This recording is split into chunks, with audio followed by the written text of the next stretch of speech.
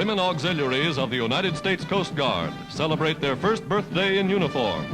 Mrs. Roosevelt, flanked by heads of all the women's service organizations, takes the salute as the Washington unit parades past the White House.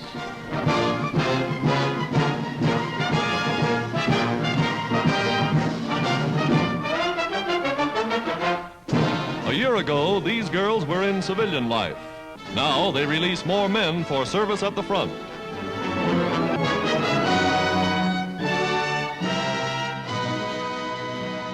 I don't know whatever possessed me if it wasn't that poster.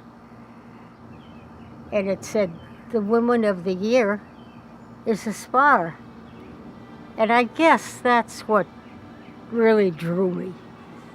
Women, you know. I learned about the SPARS through the Evening Star newspaper over in Washington, D.C. I happened to be reading the Star that evening, and they had a picture, and it just looked so exciting. So I thought, I'm going to look into this. I was the only SPAR working with approximately 250 young men. They treated me with great respect, like the sister they may have left at home, and it was a wonderful relationship. My father had 2 girls. He didn't have a boy to send into the service. He was so disappointed. One day he had heard about the SPARS. He came home with the papers all filled out, just needed my signature, and he got it, and I was gone.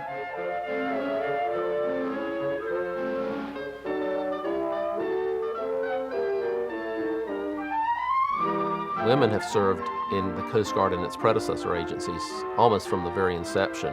The armed forces during World War II really needed more men in the front and in ships, and that's why they created the WACs, the Waves, and the SPARS. With this history of diversity in the Coast Guard, it was very easy for them to give women many different roles and missions during World War II. In regard to Dr. Stratton's motivation for joining the Navy's Waves, she was clearly, like most Americans at that time, and wanted to do something for her country. At the time she joined the Naval Reserves, a fellow faculty member said to her, "Dorothy, you can't afford to do this." And her response was, "I cannot afford not to do this." She received a telegram to report to Washington, D.C. to meet with the Commandant of the Coast Guard, Admiral Russell Weishe, and she was offered the position to be the head of the SPARS. She oversaw the creation of a force from scratch that resulted in the commissioning of 1,000 women and 10,000 enlisted personnel. SPARS, women members of the Coast Guard, complete concentrated courses to qualify as radio operators. They march in review at graduation exercises at Atlantic City, New Jersey. Diplomas from SPAR Commander Dorothy Stratton. I was never given the opportunity to come face to face with Dorothy, but as far as we know, we thought she was the greatest. She was the one who named us. Semper Paratus, always ready. We were so proud of that name, and to think that this woman actually put it together. In a letter that she wrote to Admiral Weishe, she said that Semper Paratus, always ready, is the motto of the Coast Guard. And of course that acronym SPAR spells out the word SPAR, which is an important part of a ship. She sold the use of that name based on the fact that it's the women who are going to be supporting the Coast Guard during World War II. There are many jobs the Coast Guard needs you for. Each one helps to win this war. And then too, the skills learned today will mean better jobs tomorrow. You won't get to be an admiral, but you may be the admiral's secretary.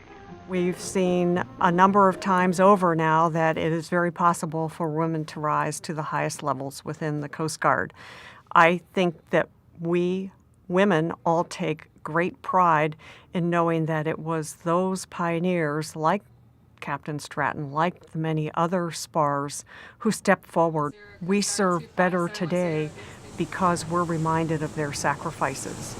And I'm always pleased to be able to tell my counterparts in the other services that the Coast Guard has no restrictions for anybody. Coming up! I know some people didn't think women could do the job, but I think we've proven that we can do the job. As far as Dorothy Stratton, our leader, I think it's proven through time what a good job she did, and it's very evident with the christening of the ship in her honor, and I think it's wonderful. I've worked with the company 31 years, and during those 31 years, I worked on a lot of ships. But knowing that she was the first female officer, and the fact that she retired as a captain, that it meant a lot to me. Dorothy Stratton opened many doors for women throughout the job force, not just in the military. I feel very honored to work on the Coast Guard boat, and I take pride every day in what I do. Dorothy Stratton had to be a very intelligent lady to accomplish what she did in a man's world in those years, and I'm very honored to work aboard the ship named after her.